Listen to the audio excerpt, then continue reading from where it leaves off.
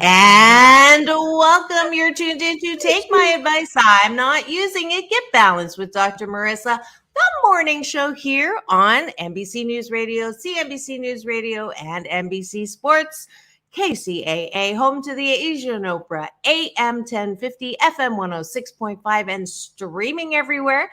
iHeartRadio, Spotify, Stitcher, iTunes, TuneIn, Audible, Amazon Music, Podchaser, JioSawn, TV Live, Rumble, and more. About 28 other platforms. Why so many places? Because I am on a happy 88 mission. 88 million more happy people in the next 8 years.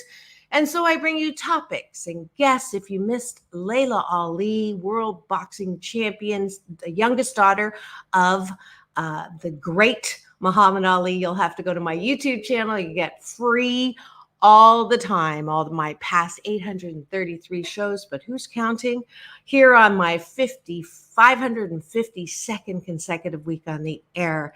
And I'm so glad that you're here. And it is Tuesday. My new co-host, she is Yarona Boster. She is a coach, a TEDx speaker. She does a lot of work in for people who've suffered loss, who are looking for some comfort in infertility solutions and loving, and you name it, she's got it. So please welcome back to my studio my new Tuesday co-host, Yarona Boster.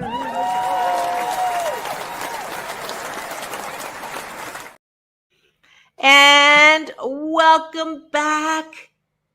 Good morning. I am wonderful. Yay! Happy holidays. Happy holidays. It's that my time favorite of year. time of the it is my favorite na, na, na, na, na, na, na, of the year. And I will be showing you on my Insta, Doc Balance, and other social media today. I danced last night I covered an opening for tree lighting in Long Beach. And so I was all decked up and I'm doing my dance moves again. So you'll have to tune into that. Thank you for the thumbs up. I don't know when that came in, but I do love seeing eyeballs roll into the studio. Those of you who are driving and listening to the AM FM, you'll be able to pull over, or when you get to your destination, just go to 3 different places. Facebook, Dr. Marissa, I'm told I am at my limit again, so you can just follow and you'll see the stream. LinkedIn, and of course, Love Central, which is my YouTube channel. Free subscribe there, and you'll get an alert every weekday morning at 8 a.m. for a show about hope and happiness. And we're going to start with breakfast, as we usually do, where I ask you to put in the chat, what are you grateful for? That's the top of the button. Dr. Wayne Dyer, beloved teacher who's on the other side, said 5. I say 8. I'm a recovering overachiever like my co-host. And we are going to go back and forth and say what we're grateful for. The only rule is it's got to be specific so that we can nail that high vibrating energy of gratitude. Yarona, why don't you start this morning? Sure. It's so funny that you say overachiever, recovering overachiever. I'm not quite there yet, but I'm actually grateful that I'm not quite there yet. All right. I am grateful that 88% of the time I can stop and smell the roses and taste the coffee.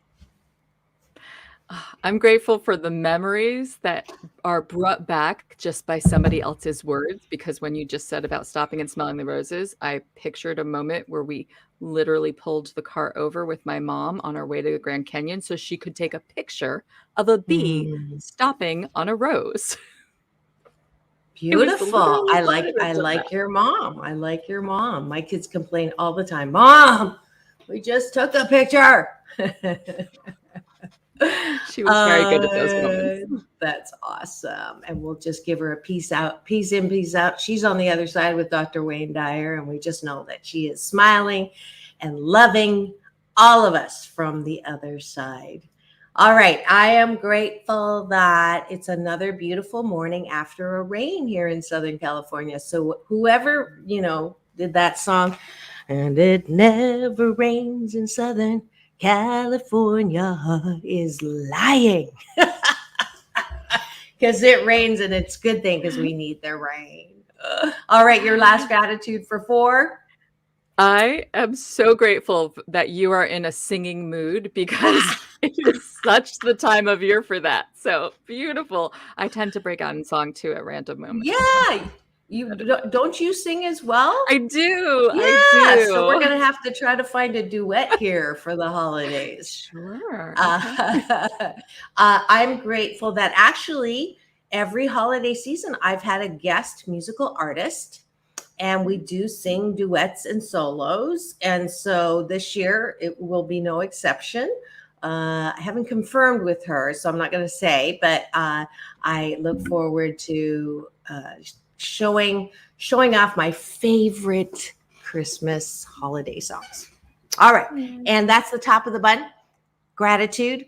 The bottom of the bun is appreciation, and this I would ask you to do before bed because we seem to have a sleeplessness epidemic going on in America. And I believe that many people can't sleep because they either do this before bed, which is disaster scrolling, or they do disaster thinking. What haven't I finished? When is this going to be over? All the loss, who done me wrong, who I need to get revenge on tomorrow.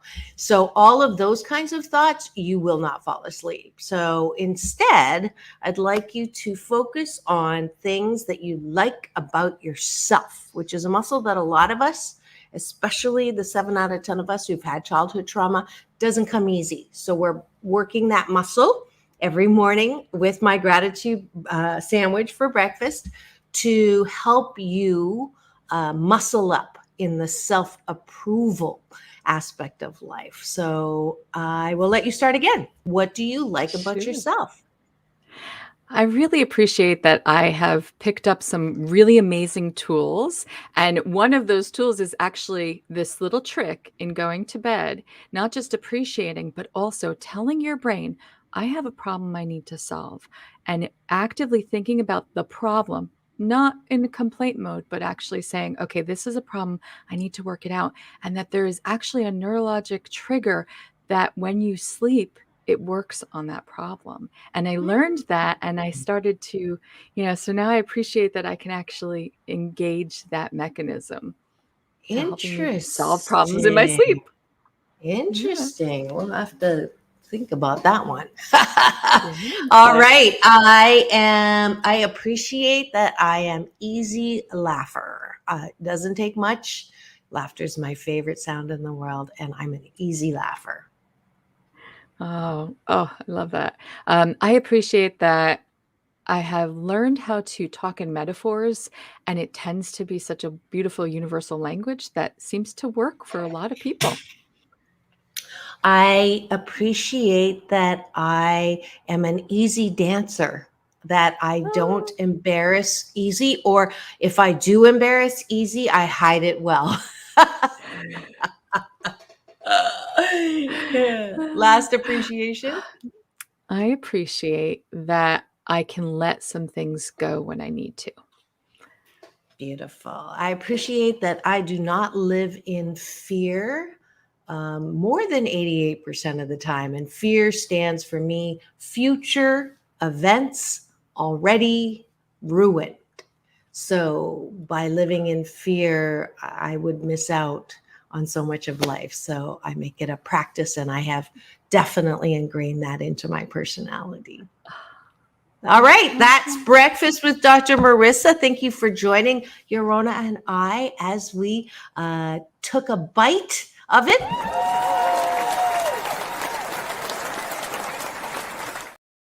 And the Dr. Marissa Challenge is 30 days that you have breakfast with me, with or without me, because on the weekends I am not on the air, so you'll have to do it by yourself. But if you do, you will sandwich your day in the most positive way and have a great day, week, and month.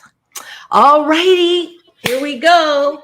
Our series is love, loss, and living. And my co host is going to introduce the topic for today. I put it in the promo. The short version is got judgment, got empathy, and I'll let you describe and elaborate on what we're talking about today. Yeah, absolutely. So, the biggest question is, why does it seem to come so easy to us to make snap judgments? And especially, in passing, in those passing moments in your life, you're going into a store, you're making these snap judgments back and forth. And a big question is, has the pandemic actually made us more critical and more judgmental? That's a really important question to address. And can we move away from judgment and turn that into empathy? This is a really important thing to do. But if I've learned anything, I've learned that if there's something you want, you just have to be able to seek the knowledge to figure out how to get there.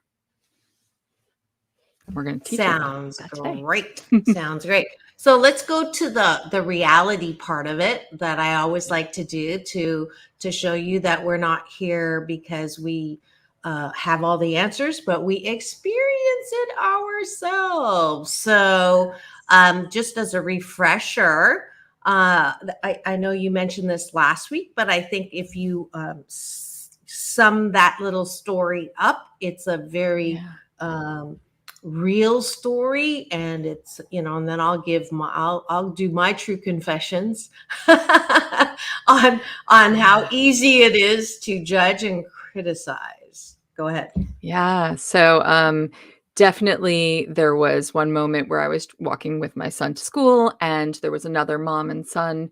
And the son said to his mom, he noticed a friend, and his mom said, and he pointed that out to his mother, and she said, "I don't care." And I know that in that moment, before I was able to turn to empathy, I definitely judged her for having that response to her son. And it made me stop and pause and really think about how I could change that perspective. Absolutely. And I have a tendency to want to give my opinion, whether I'm asked for it or not. Luckily, I have learned to keep those comments in my head, like, really, she's wearing that? Or, if you aren't consistent with that, you're going to have problems, blah, blah, blah. Or, how could they do that? Or can't they see themselves? Or really? And all of those get trapped up here before they come out the front door, which is good. But just to answer that first question, Yarona, why is it so easy to criticize? Why is it so easy to be judgmental? Why is it so easy to shake our heads and to click our tongues and to have that critical eye? And I'm going to defend humankind for a second, because I know that it is part of our humanness to see differences. That is a hardwired survival mechanism. If you think of the caveman era, you walk into an unfamiliar situation, you're not looking at things that are the same. You're looking at something that's different so you can assess the threat and react to it. Woolly mammoth, you don't want to go, oh, what's that? You want to go, woolly mammoth, yuck, bad, run, kill, right? That's the hardwired thing we do. And the tendency to see anything different as negative or bad or to be afraid of is hardwired. Now, last I saw, there are no woolly mammoths, but we've carried this critical gene with us so that, my best illustration is you walk by a microwave at work and you smell something and you don't like it, the smell, your first reaction is to say, oh, what is that? And, we need a rule in the workplace that you cannot bring anything non-traditional so that it doesn't smell up the entire workplace. So difference equals bad. Difference equals abhorrence. I'm not asking people to walk by the microwave and go, oh, I love it. I want to have it. That's, bullshit talkie, because that's not the truth. You're allowed to have your preferences. But the balanced approach I'm asking for differences is, oh, never smelt that before. I wonder what it is. Difference equals curiosity. Difference equals, let me see, no judgment. So that's the direction that we want to move as humankind, so that we're not having our knee jerk emphasis on jerk reaction. So Yes. that's my confession. I love that confession. And do you want to know what I'm thinking about as far as, say, taking one step in the right direction? Yes, please. So one of the things that we do when we're making those judgments is we also are making these judgments about when we have a hard life or when we have something that's difficult for us and that we're in that moment of experiencing it. We look at others and are like, well, they clearly don't because they're smiling, or they clearly don't because they're acting very blasé, like the world is fine for them. Because we're also finding our resentment in that moment. Like, why am I having such a hard time and this person is not? So one of the things that we can do, so there's that judgment because something's different, but there's also that judgment because we're having difficulties and we're not seeing somebody else in active distress. So we feel this sense of isolation when that happens, and we kind of wrap that around ourselves with resentment. And it's a terrible cape to put on. So and I can give you an example of that. When my mom was dying, she had her kitchen remodeled right before everything kind of went to, as you say, shiitake. And I had these things left over from Home Depot and Lowe's, and I had to return them for her. And I was like, oh God, one little silly task to do, right? It was frustrating. So I left her in the house, and I'm like, I can't leave her for very long because she's very weak. And I didn't have aid at this time. So I was super stressed.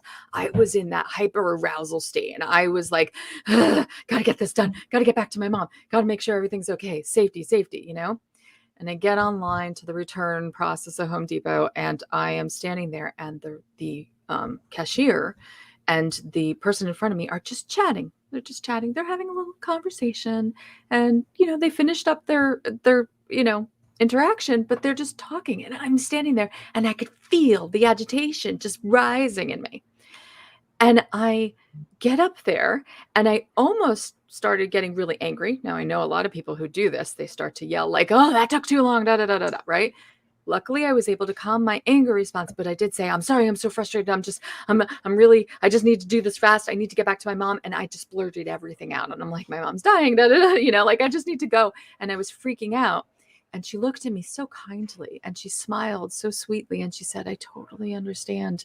My father's dying of lung cancer. And in that moment, with the kindness that she did to me, not like, I get it too, lady, blah, blah, but with kindness, she opened my eyes to the awareness that just because somebody has a smile on their face doesn't mean everything's happy for them. Mm-hmm. And that helped me shift my perspective on the judgments, those snap judgments we make when we're in stress moments, when we're in our own personal bubble of stress, to not judge that other person. So it wasn't just about the difference between us, but it was about the stress I was experiencing. And I think that has a lot to do with what happened with the pandemic. That's gold. That's gold, because we don't, in times of stress and hardship, we think that we are alone in that. that I think is so, and the isolation that comes, which a lot of people are still having issue with, or a challenge or an opportunity to heal from right now, is that, I'm I'm obviously not very shy, and I am an extrovert most of the time, but I've really tapped into this isolation and introvert side because of the pandemic. And I have to say, my learned isolation now is pretty strong. Like, I have to go, is it really worth going out? Do I really want somebody else's company? I've had my own and I like it for, couple 3 years. So I think that understanding, there's like a couple of practical applications of what you just said that I want to hit on. One is, you just don't know, so don't make assumptions. That, as assume is making an ash out of you and me. FCC rules. So the other one is, don't go to MSU University when you see someone. Don't make shiitake up about what you think they're going through or what you think they're not going through. And three, that, pain in life is mandatory. Everybody has some level of pain at some juncture in their life, but suffering is optional. Mhm. So I think that, and I'll say this again, I believe from the bottom of my heart that pain in life is not something to be avoided. That pain in life is not something saying that we're being punished. Pain is not a bad thing, in the sense that, yeah, it hurts, you don't like it, you wish it didn't happen, whatever it is, health, death, abuse, whatever it is. But it always puts us in a position where we are uniquely chiseled into helping someone else through that pain. So true, so true. And, something, even a further thought, is that when we feel isolated and we don't reach out to others because we feel like, I don't want to burden somebody, we get burdened by that pain and isolation ourselves. And that burden that we carry around with us becomes a grudge. And it's interesting. Have you ever Resentment. heard the term that resentment, it turns into resentment? And it's very interesting. I one time heard this term about bearing a grudge, right? The bearer of the grudge is carrying the burden of it too. So when we can kind of take that off of our shoulders and we can assume we know nothing, we give ourselves the freedom to remove that resentment and remove that grudge and remove that frustration. And we open the doors to better communicate with people. I had a thing happen yesterday. So I'm having surgery next week. And I Which is got a why phone we call. won't see her until January next year, so we can wish her happy holidays today. And don't forget, I want to hear about the Jewish faith and how they celebrate the holidays. Yeah, absolutely. So yesterday, while I was on a session, I got a call from the hospital and they left me a voicemail. I pick it up and I'm listening, and she's saying, "Oh, it's she doesn't say her name. She tells me she needs she's from Princeton Medical Center and she needs information for before my operation." She says, "You can call back." And she starts to say the number and it gets cut off. And I'm like, Oh, "Ah." So I called back. This is a very large hospital. I called the number that came up, but it was the general number. It wasn't the specific number. And I'm now playing pass Yarona around to different people. And I'm starting to get frustrated, and I can feel my frustration. And I'm like, okay, this is annoying. I just wanted to get back in touch with them to make sure I'm covered for everything I need to be dealing with. Okay, so as I'm passed around to yet another person and I'm on hold, I'm recognizing this frustration. So I'm like, okay, all right, take a breath. Okay. Now, when she picks up, I say to her, "I just need to tell you, I'm feeling very frustrated." I've just been passed around. And just voicing that I was frustrated, I was then able to tell her calmly what was going on. And what ended up happening is she desperately tried to help me, as opposed to getting annoyed that I lashed out at her. And I said, and she even acknowledged, she's like, usually by the time people pass them to me, I'm hearing like, what is happening? Why are you passing me around? I'm just being passed from Mhm. one person to another. I'm on hold for Mhm. 20 minutes, da, da, da. Because we've let our frustration boil, but we haven't spoken our frustration. We haven't acknowledged it and accepted we are frustrated, and let the Mhm. other people hold that for us rather than fight us against it. So I allowed that to happen, and what ended up happening is I had a warrior for me who was working really hard on getting me to the right person, and it was so nice. Perfect. Perfect. Yeah. I have I have had so many good customer service interactions because of that exact tool, where I can just feel it going somewhere that neither one of us want to go to. And so I'll say, with my kids, we have this saying called, can we start the day over again? And I am feeling that it would be good for us to start this call over again so that we both want the same thing, which is, resolution. And every time it has led that conversation in a great way. What would this world be like, Yarona, if every one of us, and I think the tool here is cutting people some slack, right? Giving people the benefit of the doubt that they mean well, we mean well, we all want the same thing. We all want to laugh and smile and get things resolved, and we all want the same thing, but you would never know it.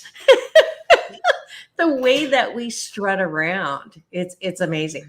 I want to come back to something that you said that was really key, and that's resentment. And it is a human tendency to go from anger to resentment pretty quickly, especially if you're going to MSU University and making shiitake up about the situation. And so I say, drop out of MSU University. You don't need that grad course. And resentment, and I'm sure you were referring to this saying, resentment is like drinking poison and expecting the other person to die. I don't know if you've heard that. That's actually from No. a 12-step program saying. And then my version of that, because you know how I love to make everything my own, is resentment is like, I don't want to look at you because I hate you so much that I'm going to poke out my eye so I can't see you anymore. Well, how ridiculous is that? Mhm. And then the worst part of it, usually the person that we have the resentment towards, you're not even on their radar. No. And it's so silly. So, do you really want to give that person the power of your focus and your attention that you'll never get those hours of resentment back? So that's why forgiveness for me is a gift for me. Has nothing to do with, I forgive you. I'm not going to resent you anymore because I'm the better person and I'm going to gift you that forgiveness. That's bull, because you're gonna fall flat on your face at some point. But I forgive simply because I deserve to have resentment free time on my hands. It's not Yeah. easy. It's not easy. You have to focus somewhere else. Law of attraction. Take your mind, take your attention, use what I call the strategy of neglect. Just, focus on something else. Focus on something Yeah. that makes you feel good. So that's the Yeah. tool. The And tool is sometimes it's as simple as asking yourself, how is this resentment serving me? hmm, Is it helping me in any way? We have to think about those things when we have something that angers us, when we have something that frustrates us, when we have something that causes us to feel resentment towards another. we have to ask, is this serving a purpose for us? Or is it detracting from the things that we want to concentrate on and the things we need to concentrate on in life? That is so critical. And I want to circle back around to something you said about the cutting the slack, cut the slack for other people. I feel like we could create a metaphorical Slack button in your mind where you're like, oh, I'm starting to judge this person. I'm starting to make a snap call here. I'm going to hit the Slack button and cut them some slack and recognize that I don't know anything about them. I don't know why they're smiling. I don't know why they're not meeting my eyes. I don't know why they're like grumbling to themselves. I don't know why they're choosing to sing to themselves off key and feel like the world should listen to that. I don't know why they're standing in front of me and walking so slowly that I cannot move my cart around them. Who knows? You don't know. And that is the point. Yeah. If there's information you don't have, making a judgment call in that moment doesn't serve you. And forming resentment towards that person for being in your way doesn't serve a purpose. Yeah, I'm trying not to personalize that with driving. That is the toughest one for me. When people cut me off, I'm like, really? And I have to sit on my hands. I have to but I remind myself, I've done it. I've unintentionally done it.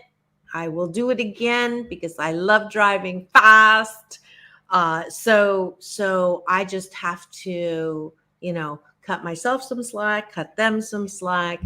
And let's balance this out, because if it sounds like I'm saying don't feel mad or angry or resentful, I am not. It is so important, and we've talked about this before, that emotions are like a what do they call dumb waiter, smart waiter, right? So if you don't feel the resentment or the anger, then you will also not feel the happiness and peace and exhilaration. It closes your emotional door, so you're just left feeling fine. I'm fine. Fine stands for effed up, irrational, neurotic, and emotional. So we don't want that.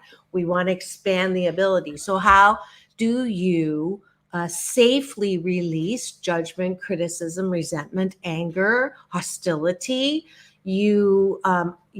Because negative energy, I'm told, takes up more volume in our mind, body, spirit, and soul than positive energy. So you have to release.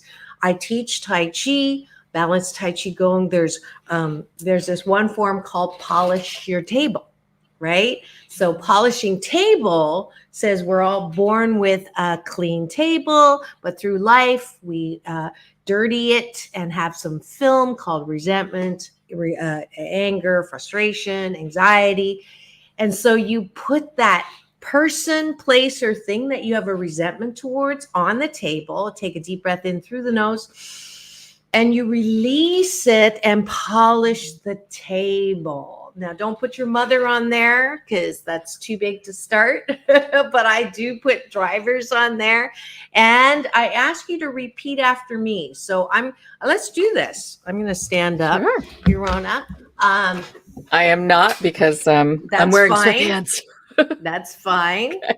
And Layla Ali did that too, by the way. She was good on the front on camera. So we're just going to do this, breathing in. All right. And do you have a situation in mind that irritates you, like pushes your buttons? I do. When my kids come and it's just like they do what they did when they were teenagers, which is they'll open something and then leave the packaging there, or they'll forget to turn the lights off and all that. And so I am going to put that situation on my table. Do you have one? Yes, I do. My husband's so gonna laugh at this. Okay. I constantly tell him to close the curtain after he's showered, because I like to make sure that the liner gets dried, and it drives me insane that he forgets to do that. So I'm constantly walking into the bathroom after he's showered, and I'm like, phew, phew, phew, Yep. All right. I can't remember a simple thing. Yeah, the similar energy drives you to the moon and in California second. Ready? Repeat after me. Everybody does Everybody does the very best that they can do. the very best that they can do. If they could do better, If they could do better, they would, they would, but they can't. but they can't. And I choose not to And I choose not to let their poop let their poop stay on my table of life. stay on my table of life. I can't change them. I can't change them. I can't change their behavior, I cannot change their behavior, but I can change my reaction to them but I can change my reaction to them and focus on the things they do that I love. and focus on the things they do that I love. Another breath. One more. Polishing that off. And now we're going to go the other side. So usually we turn direction and we go counterclockwise. And as we continue to polish, we look down and see what Buddha calls our original face. And that is one of pure beauty, love, joy, wonder, happiness, and peace. The way we were made. Aren't we beautiful? And back to center. And taking your right arm, which is normally your fighting arm, closing it to show you come in peace, holding the peace, bring it down to your heart chakra, do a little bow and say, xie xie. Xie xie. That is Mandarin for thank you. I've adopted it as my Chinese namaste. So it's SHEA, not SHIT. So we say, xie xie. Thank you for sharing your energy with me. Thank you. Oh, You're that was beautiful. welcome. Thank you. And with that, let's go to have a quick break. If you've just tuned in, stay. We're going to continue talking about being judgmental, being critical, and the tool of empathy and how we can be our best selves to feel good and help others do the same during the holidays and more. We'll be right back with this special series called Love, Loss, and Living with my co-host, Yarona Boster and Dr. Marissa here on KCAA, the station that leaves no listener behind.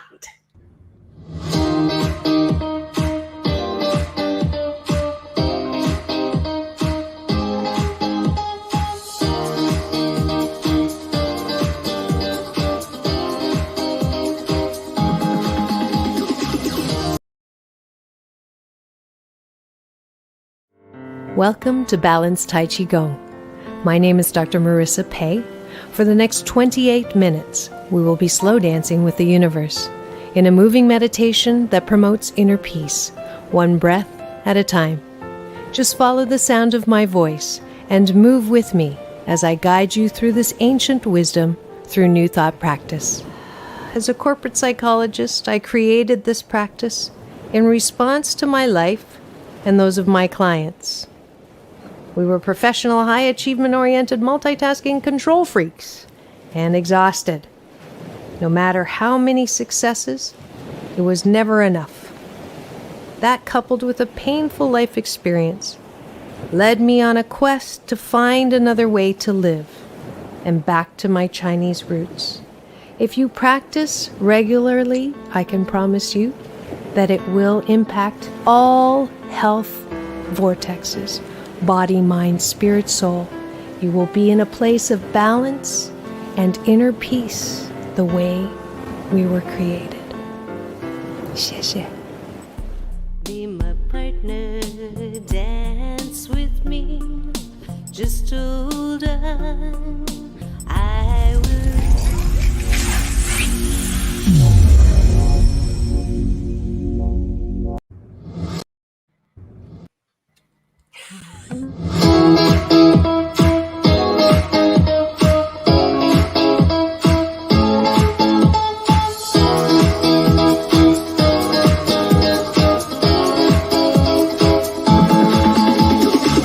Take back your life with Dr. Marissa Pay.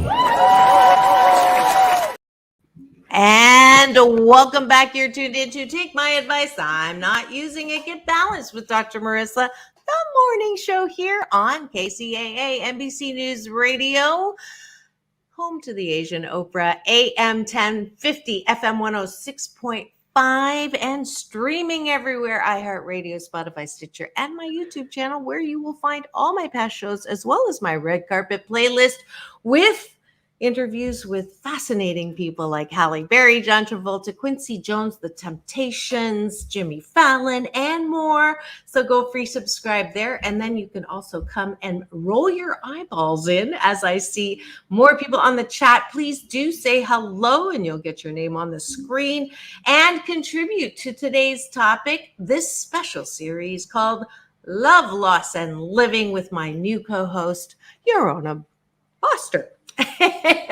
And she's here before she goes in surgery. You'll see her back in the new year. She is a TEDx speaker, a coach certified in many different arenas. She's here sharing her experience and her knowledge around how we can be less judgmental, less judgmental, less critical, and more empathetic during the holidays and more. So welcome back, Yarona.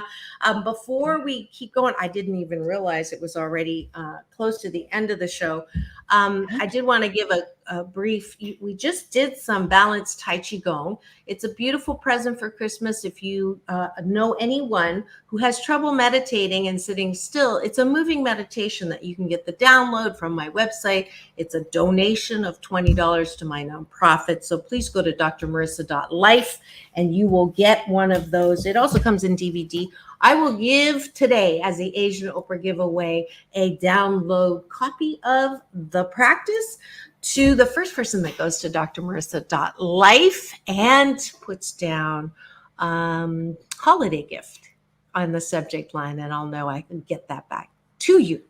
All right. So tell me maybe your top two things that people want to remember when it comes to using empathy versus judgment. I'd say the first thing is acknowledging how you're feeling in that moment. Because if you cannot be aware of how you're feeling personally for yourself, all of those mixed bags of emotions that you were mentioning before, right? We don't try to minimize the feelings or put a cap on them. We actually need to look them in the face and say, ooh, I'm feeling like this. That is key. We cannot address a problem if we don't acknowledge it's there. Yep. Right. And then the next step is just to step into the feeling that you would want if you were on the other side. So I think about the person who was behind that cash register working her job, probably had many hours to go and couldn't even be with her father while he was dying. Whereas I get to be with my mom, or I got to be with my mom. And it's a really helpful tool. You know, maybe you're having to go run back to the grocery store to pick something up last minute that somebody forgot to bring for Christmas. And you're so frustrated and the stores are about to close and you're rushing in and you're going for the cranberry sauce or whatever it is that you're running for.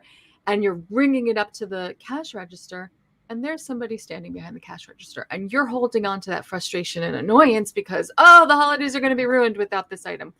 Meanwhile, that person is standing behind a cash register on Christmas Eve. So the empathy in that really speaks to our ability to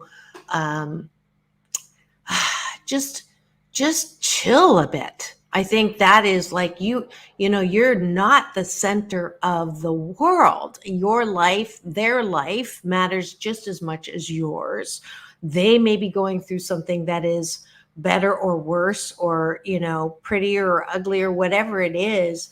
The idea that it's one world, the idea that, and this is something that's helped me, with those things that are just like rush about, especially during the holidays. Everybody's like, oh, the traffic's worse and people are so mean and blah, blah, blah, blah.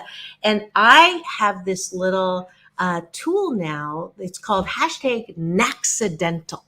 So every single person, whether I'm in line with them, whether I buy something from them, whether I smile with them, whatever that interaction is, it is not accidental.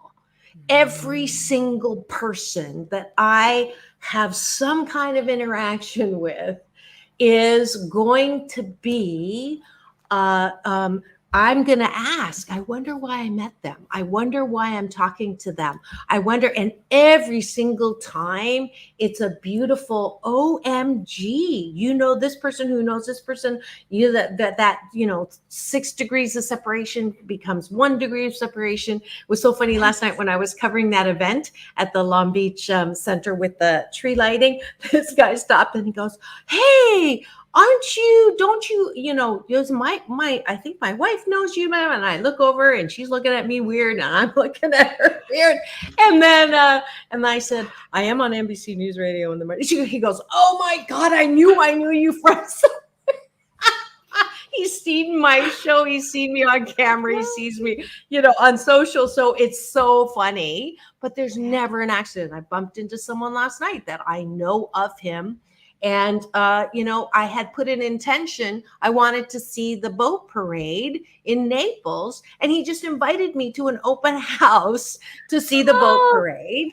And so nothing is accidental if we just connect ourselves and not take ourselves so seriously. We are not,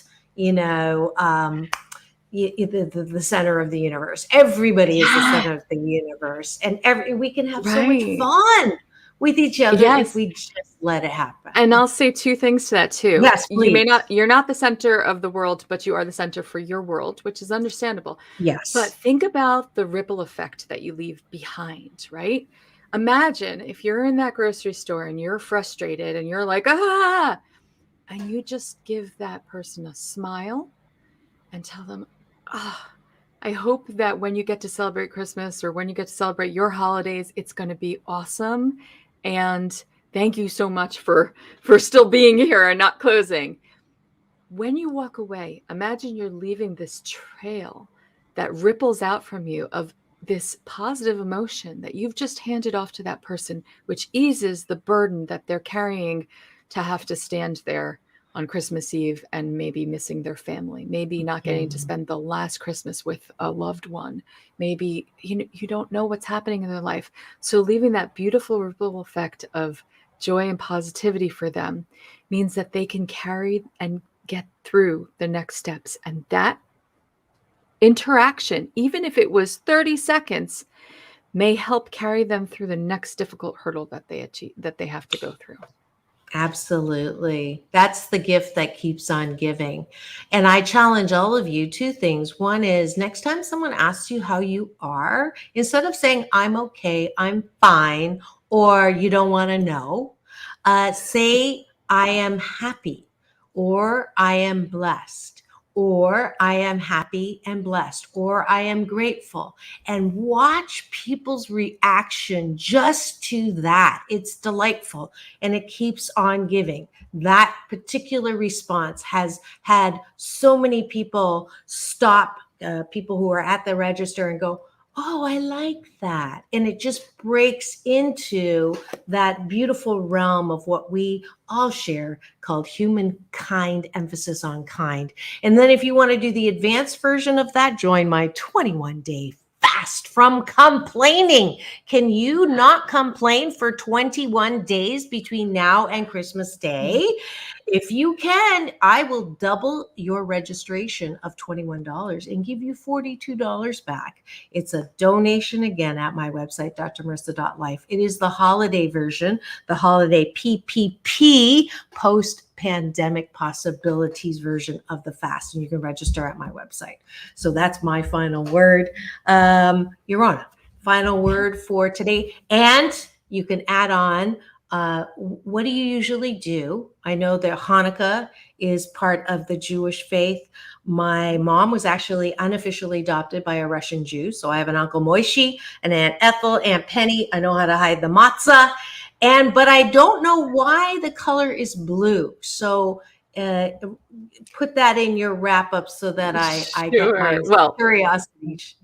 The blue is definitely a component of Israel because of the blue and white. So everything is that blue and white piece, right? But it's not necessarily only blue. In my house, we used to put all sorts of colors out there just to get as colorful as we could. But the holiday is actually the celebration of the miracle of light and the temple being destroyed and only having enough oil to last for one day that miraculously lasted for 8 days while they went to retrieve more oil. That's essentially what it is. What I loved when I was little is when we were lighting the candles, we had cats, and one of our cats would sing while we were singing the blessings. She would stand there crying, singing. And I'm not sure if she was trying to tell us that our voices were not good or if she was just trying to join hers in. But what I love now is that my husband and my son and I, we decorate for everything. We decorate for Christmas and for Hanukkah, but every night of Hanukkah, we light our candles together. And last year he was 4. I gave him the responsibility of, with our assistance, holding the candle to light his very own menorah for the first time. It's a little hard when he's younger than that. But he sees the responsibility. And then the funniest thing is reminding him not to blow the candles out. So it's not a birthday candle.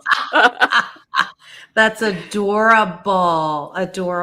And, I can remember when someone told me that Jewish people, when I was young, did not celebrate Christmas. I remember going, oh, that's so sad. They don't get presents with Santa. And then I was told, oh, no, we have 8 days of presents. Or is it 12 or 8? It's 8 days. Although it is 8 days. My parents used to give me socks and underwear because they had to stretch it out. Depends on your budget. Yeah. Well, isn't that interesting? 8, my lucky number. Good fortune in Chinese. My father was convinced. My Chinese dad was convinced that Jews and Chinese were actually, related somewhere down the line. So it's great. We have 1 minute left. So I want to wish you a very, very happy Hanukkah and good luck and best wishes and great health with your surgery. We'll welcome you back the first Tuesday or the second Tuesday. I think it's the second Tuesday in January with this new wonderful series. Thank you for all the thumbs up. We know that you're enjoying this. And I just wish you the very best, Yarona. Thank you for joining my crew and being part of this show. Thank you for having me here, and happy holidays, everyone. Happy holidays to you. Come on, you got to sing, man. You're the one that sings. Yeah, but this isn't the one that I sing. I'm thinking about the songs that I sang. Now I'm blanking. And I used to be in choir where we had to sing all the holiday songs. All right. And we're out of time. This is Dr. Marissa reporting live from my loving room, wishing you the best day ever. Tune in tomorrow. My special series, Real Talk with Colette Tracy and Dr. Marissa, the bittersweet mood of the holidays, the pressures we feel to be merry, and it's why it's okay to experience both sides. That's what we're talking about tomorrow here on Take My Advice. I'm Not Using It. Get Balanced with Dr. Marissa. Remember, it's all about balance. Peace in, peace out. World peace through inner peace. Go have the best day ever.